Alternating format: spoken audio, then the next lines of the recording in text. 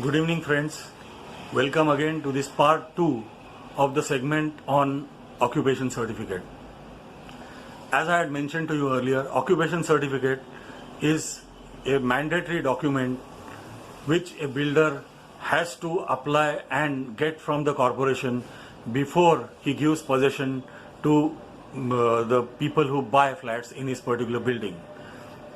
Friends, nowadays all the builders have started complying with this requirement very scrupulously. But 15-20 years ago, builders used to announce construction of a building. People used to come and purchase flats in those buildings, and as and when the construction was getting over, the builder used to give possessions to all the people who had bought flats. Awareness regarding the occupation certificate was not there, and people used to take possession and occupy those flats. Problem arose and people really got concerned about this entire issue when the Campacola compound case came up. Campacola is a posh compound in which a lot of tall buildings are there in Worli. This building did not have occupation certificate, and then there was some illegal construction done in those particular buildings also by the builder. When the issue came up, the corporation issued a notice to the residents that after 25 years that the building does not have occupation certificate, there is a lot of illegal construction done in that particular building, and hence they are going to cut the water supply and the electricity supply of all the people. And they also issued a notice or a show cause notice as to why the corporation should not ask the people to vacate the premises. Now this issue became very serious. It is still dragging on.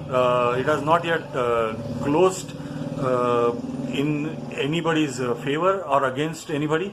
But this issue highlighted that OC is a must, and the builder has to get OC before he gives possession to the people.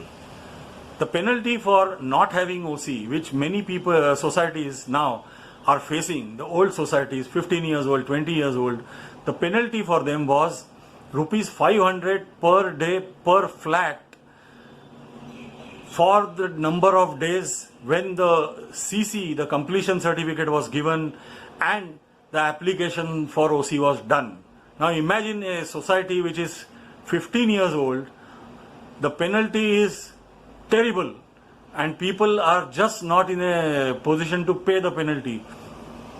So the corporation then had issued in the meantime a couple of amnesty schemes. The Bombay Municipal Corporation as well as the Thane Municipal Corporation, they had twice introduced amnesty schemes, but then still the fine was reduced from rupees 500 to rupees 10 per day per flat. But people still found those 50,000, 60,000 worth of penalty very steep, and they just did not respond. So it is a matter of concern which both the corporations as well as the societies will have to address, because there are nearly over 50,000 societies in the MMR region minimum which do not have occupation certificate.